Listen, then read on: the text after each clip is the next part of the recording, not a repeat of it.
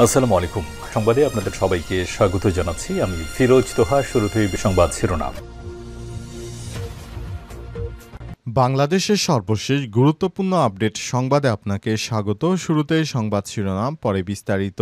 প্রথমে জানাবো, সমন্বয়ক পরিচয়ে সাবেক সেনা সদস্যের বাড়িতে চাঁদাবাজি, যুবক আটক। চাঁপাইনবাবগঞ্জ শহরের স্বরূপনগর এলাকায় এক অবসরপ্রাপ্ত সেনা সদস্যের বাড়িতে ঢুকে চাঁদা দাবি ও ছিনতাইয়ের ঘটনায় সোহেল রানা ২৩ নামের এক যুবককে আটক করেছে পুলিশ আজ। এই ঘটনা ঘটে আটক সোহেল রানা পৌরসভার নয়াগোলা এলাকার মৃত শরীফুল ইসলামের ছেলে। তিনি নিজেকে বৈষম্যবিরোধী আন্দোলনের সমন্বয়ক পরিচয় দিয়ে সেনা কর্মকর্তার বাড়িতে চাঁদাবাজি করতে গিয়েছিলেন। সেখান থেকে তাকে আটক করা হয়েছে।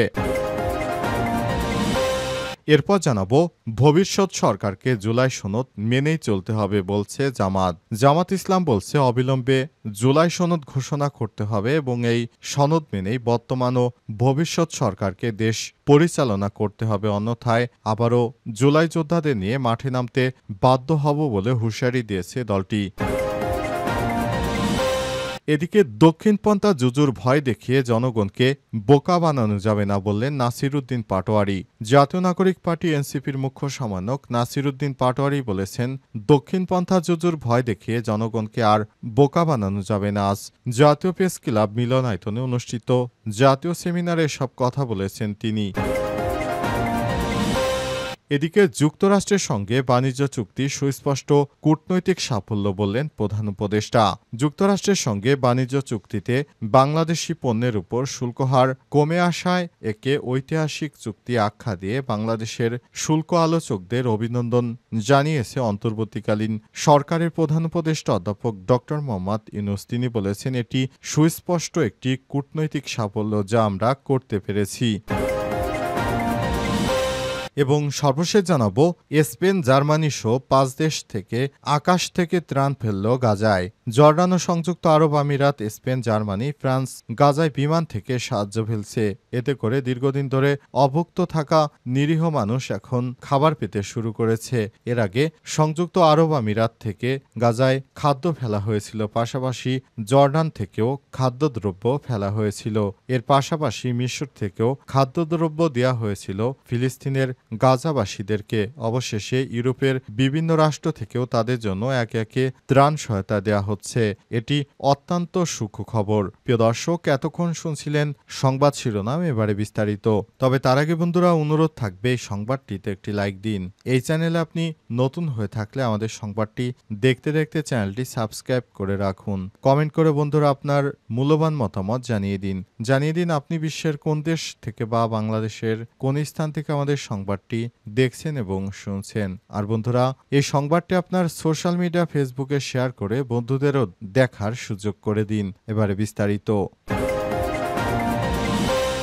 সমন্বয়ক পরিচয়ে সাবেক সেনা সদস্যের বাড়িতে চাঁদাবাজি, যুবক আটক। চাঁপাইনবাবগঞ্জ শহরের স্বরূপনগর এলাকায় এক অবসরপ্রাপ্ত সেনা সদস্যের বাড়িতে ঢুকে চাঁদা দাবি ও ছিনতাইয়ের ঘটনায় সোহেল রানা ২৩ নামের এক যুবককে আটক করেছে পুলিশ আজ। রাতে এই ঘটনা ঘটে। আটক সোহেল রানা পৌরসভার নয়াগোলা এলাকার মৃত শরীফুল ইসলামের ছেলে বলে জানা গেছে। তিনি সমন্বয়ক পরিচয় দিয়ে ওই সেনা কর্মকর্তার বাড়িতে ডাকাতি করতে যান, অর্থাৎ চাঁদা আনতে যান। তখন তাদের সন্দেহ হলে আশপাশে থাকা পুলিশকে খবর দেওয়া হয় এবং পুলিশ এসে এই ধান্দাবাজকে আটক করেছে। সারা দেশব্যাপী সমন্বয়কদের নাম ভাঙিয়ে অনেকেই চাঁদাবাজি করছে বলে জানা গেছে। এ কারণে এসব চাঁদাবাজদের বিরুদ্ধে এবার প্রশাসনের কর্মকর্তারা কঠিন অ্যাকশনে নেমেছে। তাই এসব ধান্দাবাজদের একে একে গ্রেপ্তার করা হচ্ছে। ভবিষ্যতে যেন কেউ এই ধরনের চাঁদাবাজির সঙ্গে যুক্ত না হয়, সে কারণে সবাইকে সতর্ক থাকার আহ্বান জানানো হয়েছে। পাশাপাশি কেউ যেন সমন্বয়কের লেবাস ধরে কেউ যেন কোনো ধরনের বড় ধরনের সমস্যা তৈরি করতে না পারে, এ কারণে অন্তর্বর্তীকালীন সরকারের প্রধান উপদেষ্টার পক্ষ থেকে জরুরি নির্দেশনা দেওয়া হয়েছে। অন্তর্বর্তীকালীন সরকারের প্রধান উপদেষ্টা প্রফেসর ড মোহাম্মদ ইউনূস এই নির্দেশনা জারি করেছেন। ভবিষ্যৎ সরকারকে জুলাই সনদ মেনেই চলতে হবে বলছে জামাত। জামাত ইসলাম বলছে অবিলম্বে জুলাই সনদ ঘোষণা করতে হবে এবং এই সনদ মেনেই বর্তমান ও ভবিষ্যৎ সরকারকে দেশ পরিচালনা করতে হবে, অন্যথায় আবারও জুলাই যোদ্ধাদের নিয়ে মাঠে নামতে বাধ্য হব বলে হুঁশিয়ারি দিয়েছে দলটি। আজ ঢাকার জাতীয় প্রেস ক্লাবে জুলাই ২৪-এর গণ অভ্যুত্থান প্রত্যাশা প্রাপ্তি ও করণীয় শীর্ষক জাতীয় সেমিনারে জামাতের নেতারা এসব কথা বলেন। সেমিনারে বক্তারা বলেন, সংস্কার, বিচার ও নির্বাচন এই তিনটি ছাড়া তারা কোনো ক্ষমতার পালাবদল দেখতে চান না। তারা অভিযোগ করেছেন সংস্কার ও ঐক্যের দাবিগুলোকে আইনি কাঠামোতে আনার ক্ষেত্রে নানা ষড়যন্ত্র চলছে। সরকার বক্তারা ফ্যাসিবাদ তাড়ানো, নতুন ফ্যাসিবাদীদের প্রতিরোধ করার উপর জোর দিয়েছেন।